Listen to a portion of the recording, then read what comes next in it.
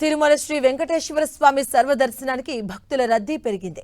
వేసవి సెలవులు, తమిళనాడులో ఎన్నికలు ముగియడంతో భక్తులు పెద్ద ఎత్తున తిరుమలకు తరలి వస్తున్నారు.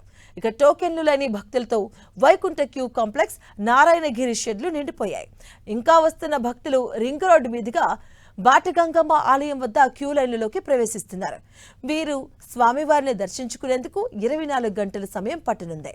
విఐపి బ్రేక్ దర్శనాలు, తిరుపతిలో స్లాటెడ్ సర్వదర్శనాల టోకెన్లు రద్దు చేసి నేరుగా తిరుమలలోనే సర్వదర్శనానికి అనుమతించడంపై త్వరలోనే టీటీడీ నిర్ణయం తీసుకోబోతున్నట్టుగా తెలుస్తుంది.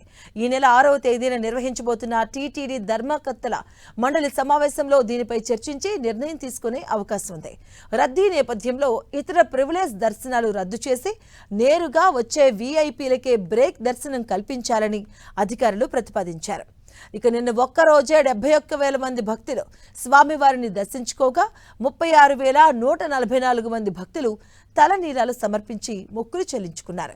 నిన్నటి శ్రీవారి హుండీ ఆదాయం 3,52,00,000గా నమోదైనట్లుగా అధికారులు వెల్లడించారు.